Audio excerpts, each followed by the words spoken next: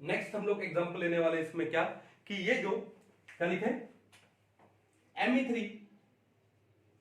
Me3 का मतलब क्या हुआ CH3 की बात कर रहे हैं, CH3 का थ्राइस Me3NO एंड क्या लिखो यहां पे Me3SiO, इनमें से किसका डाइपोल मोमेंट ज्यादा होता है? ठीक है ओके, अगर आपको ऐसे नहीं समझ आ रहा तो Me का मतलब मिथाइल ग्रुप है यानी CH3 और उसका क्या है थ्राइस NO और ये क्या हुआ CH3 का थ्राइस SiO। तो पहले तो इनके नेम पता होना चाहिए। इसका नेम क्या होगा? इसका नेम है क्या ट्राइमिथाइल, उसके बाद एमीन, ट्राइमिथाइल एमीन, फिर N पे क्या है ऑक्सीजन है तो N ऑक्साइड, ट्राइमिथाइल अमीन N ऑक्साइड। तो इसका नाम क्या होगा? इसका नाम होगा ट्राइमिथाइल। और सिलिकॉन क्यों ले रहे हैं यहां पे हम लोग? यहां पे हम लोग लेंगे क्या फॉस्फोरस, तो थोड़ा सा करेक्ट कर लो, पीओ ले रहे हैं हम लोग, ट्राइमिथाइल, फिर क्या लिखेंगे फोस्फीन, और क्या हो जाएगा ये ऑक्साइड। तो पी को दिखाने की जरूरत नहीं है कि ऑक्साइड पी पे है, ठीक है। नाइट्रोजन वो तो ज्यादा इलेक्ट्रोनेगेटिव है तो उसको तो दिखाने की जरूरत है। तो अब हमारे सामने ये क्वेश्चन है कि Me3NO में और Me3PO में किसका डाइपोल मोमेंट ज्यादा होता है? किसको कंपेयर कर रहे हैं हम लोग? डाइपोल मोमेंट को। नेक्स्ट क्वेश्चन, कंपेयर, क्या लिखोगे? कंपेयर डाइपोल मूवमेंट ऑफ किसका? इन दोनों का। तो आप एक बार थोड़ा सा दिमाग लगाइए कि इन दोनों में से डाइपोल मूवमेंट किसका ज्यादा होगा। चलिए हम लोग सॉल्व करें इसको। तो देखो ध्यान से, यहां पर क्या है, देखो कि नाइट्रोजन है और साथ में कितने मिथाइल ग्रुप लगे हैं? 3, 1 2 और 1 3, ठीक है। और साथ में कौन है? ऑक्सीजन। अब देखो मैं डबल बॉन्ड O तो बना नहीं सकता क्योंकि नाइट्रोजन 5 बॉन्ड नहीं बनाता, नाइट्रोजन है पेंटावेलेंट नहीं है, वो 5 बॉन्ड नहीं बनाता। तो मैक्सिमम कितने बना सकता है? 4, लेकिन 4 बनाएगा तो भी उसके ऊपर क्या जाएगा? एक पॉजिटिव आएगा। तो हम लोग क्या काम करेंगे, इस बॉन्ड को क्या दिखाएंगे? सिंगल, नाइट्रोजन पे आ गया पॉजिटिव और ऑक्सीजन पे आ गया नेगेटिव, क्यों? एक लोन पेयर एक्स्ट्रा। क्लियर है? तो ये तो स्ट्रक्चर होगा इसका। सिमिलरली स्ट्रक्चर बनाते हैं इसका Me3PO का, तो क्या होगा कि फॉस्फोरस है, there are 3 methyl groups and अब मैं यहां पे डबल बॉन्ड दिखा सकता हूं क्योंकि फॉस्फोरस है वो 5 बॉन्ड बना सकता है, थर्ड पीरियड का है, 3D भी है उसमें, तो इट कैन फॉर्म 5 बॉन्ड्स। ये बात क्लियर है? चलो अब पहली बात तो ये हो गई कि यहां पर ये ऑक्सीजन पे चार्ज आ गया नेगेटिव, और नेगेटिव चार्ज का मतलब क्या है कि ये इलेक्ट्रॉन, डाइपोल किसकी डायरेक्शन में है? ऑक्सीजन की डायरेक्शन में है। अब ये ऑक्सीजन है, ये अपना लोन पेयर है, वो इस नाइट्रोजन को साथ शेयर नहीं कर सकता। क्यों? क्योंकि नाइट्रोजन है ऑलरेडी, इसके कितने बॉन्ड बन गए? 4 बॉन्ड बन गए, टेट्रावैलेंट, ठीक है। अगर ये लोन पेयर शेयर किया तो पाई बॉन्ड बनेगा और नाइट्रोजन 5 बॉन्ड नहीं बना सकता। कहानी क्लियर है? तो इसका मतलब है कि जो बॉन्ड डाइपोल है वो किसकी डायरेक्शन में होगा? In the direction of oxygen. तो इसका डाइपोल मूवमेंट क्या होने वाला है? ज्यादा होने वाला है। क्या होने वाला है? ज्यादा। तो इसका म्यू क्या हो जाएगा?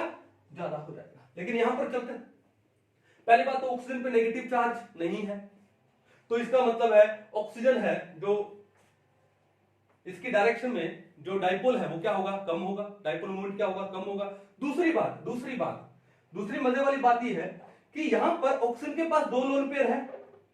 कितने लोन पेयर है? 2। अब इसका मतलब इसका ये 2p है, मैं एक लोन पेयर दिखा रहा हूं, 2p क्या है? फील्ड है, इसका 2p क्या है? फील्ड है। और यहां पर फॉस्फोरस है, इसके 1 2 3 4 5 बॉन्ड बने, तो 3D तो पड़े ना इसके पास, तो इसका एक 3D वेकेंट है, ठीक है। तो यहां पर 3D वेकेंट है, मैं दिखा रहा हूं ये, ओके, ये 3D क्या है? इसका वेकेंट। तो ये ऑक्सीजन है, ये अपना लोन पेयर फॉस्फोरस को दे सकता है buy back donation, back bonding से दे सकता है, तो फॉस्फोरस का 3D वेकेंट है। तो ये जो पाई बॉन्ड बनेगा बैक डोनेशन से, कौन सा बनेगा? ये बनेगा 2p pi 3D pi, back bonding होगी, 2p pi 3D pi back bonding यहां पर होने वाली है। पिक्चर समझ आ गई। अब उससे क्या होगा, अरे ऑक्सीजन को तो इलेक्ट्रॉन खींचने चाहिए थे, लेकिन बैक बॉन्डिंग से वो इलेक्ट्रॉन थोड़ा दे रहा है। कैसे दे रहा है, जैसे कार्बन मोनोऑक्साइड में देता।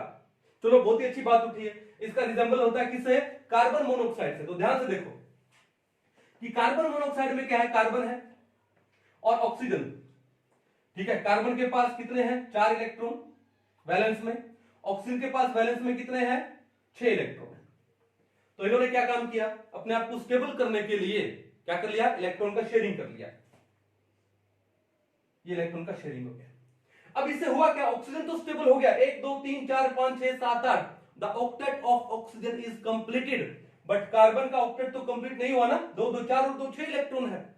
इसका मतलब क्या है, इसका मतलब क्या है कि यहां पे कार्बन का 2p वेकेंट है।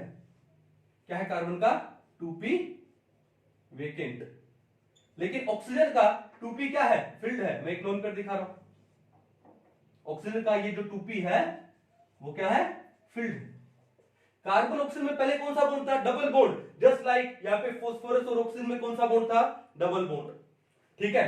अब कार्बन का 2p वेकेंट है, लेकिन यहां पर फास्फोरस का 3d वेकेंट है, बस यही डिफरेंस हुआ। फिर अब ये ऑक्सीजन अपना लोन पेयर किसको दे सकता है, कार्बन के वेकेंट 2p में दे सकता है, तो बॉन्ड बनेगा पाई, और वो पाई बॉन्ड कौन सा बना, 2p पाई 2p पाई। तो यहां पर कौन सी बॉन्डिंग होगी, 2p पाई 2p पाई बैक बॉन्डिंग होगी, 2p पाई बैक बॉन्डिंग होगी। आई थिंक आपने सुना होगा कि कार्बन मोनोऑक्साइड में भी बैक बॉन्डिंग होती है, क्योंकि बुक्स में स्पेशली ये चीज बताई नहीं जाती। अब इसका प्रूफ क्या दूं मैं आपको, देखो प्रूफ देता हूं आपको कि कार्बन और ऑक्सीजन की इलेक्ट्रोनेगेटिविटी में बहुत डिफरेंस है। Oxygen is much more electronegative than carbon, ठीक है। अगर ऐसा है तो जो ऑक्सीजन है, जो डाइपोल मूवमेंट है, जो डाइपोल है वो किसके डायरेक्शन में होगा, in the direction of oxygen. अगर ये ऑक्सीजन की डायरेक्शन में डाइपोल मूवमेंट है तो इसका मतलब इस CO का डाइपोल मूवमेंट ज्यादा आना चाहिए, why, because oxygen is more electronegative than carbon. But carbon monoxide में जो डाइपोल मूवमेंट होता है म्यू, वो होता है 0.11 डिवाइड। अब सोचो इतना कम है, 0.11 डिवाइड, बहुत ही कम है। हालांकि होना चाहिए था ज्यादा थ्योरेटिकली, क्योंकि ऑक्सीजन ज्यादा इलेक्ट्रोनेगेटिव है कार्बन से, तो इलेक्ट्रॉन को ज्यादा खींचेगा। बट ऑक्सीजन खींचने की बजाय बैक डोनेशन से कार्बन के वैकेंट 2p में इलेक्ट्रॉन दे रहा है, उससे उसका डाइपोल मूवमेंट क्या होता है, बहुत ही कम हो जाता है, और वो हो जाता है कितना, 0.11 डिवाइड। अगर आपको ये वैल्यू याद हो जाती है बेस्ट है। कार्बन मोनोऑक्साइड में डाइपोल मूवमेंट कितना होता है, 0.11 डिवाइड, और ये इसका एक प्रूफ है कि कार्बन मोनोऑक्साइड में भी बैक बॉन्डिंग होती है। अब यही कहानी यहां पर आ जाता है, ठीक है। कहां, यहां पर क्या कि यहां पर कार्बन ऑक्सीजन में डबल बॉन्ड था, यहां पे फास्फोरस ऑक्सीजन में डबल बॉन्ड है। यहां पे कार्बन का वेकेंट था 2p ऑर्बिटल, और ऑक्सीजन का फुल फील्ड था कौन सा, 2p ऑर्बिटल। लेकिन यहां पे ऑक्सीजन का 2p फील्ड तो है, लेकिन फास्फोरस का 3d वेकेंट है।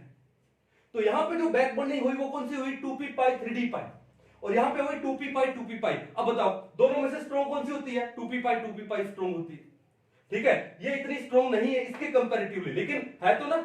अब इससे क्या होना था कि पहले ऑक्सीजन का इलेक्ट्रोनेगेटिविटी फास्फोरस से तो बहुत ज्यादा, ठीक है। तो जो डाइपोल मूवमेंट है म्यू है, किसकी डायरेक्शन में होना चाहिए था, ऑक्सीजन की। But due to back bonding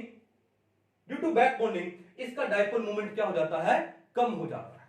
इसका डाइपोल म्यू है वो पहले से कम हो जाता है। तो अगर मैं यहां पर ट्राइमिथाइल अमीन एन ऑक्साइड में और ट्राइमिथाइल फोस्फीन ऑक्साइड में अगर मैं डाइपोल मूवमेंट की बात करूं, तो किसका डाइपोल मूवमेंट ज्यादा होगा, ट्राइमिथाइल अमीन एन ऑक्साइड का डाइपोल मूवमेंट ज्यादा होगा, due to absence of back bonding.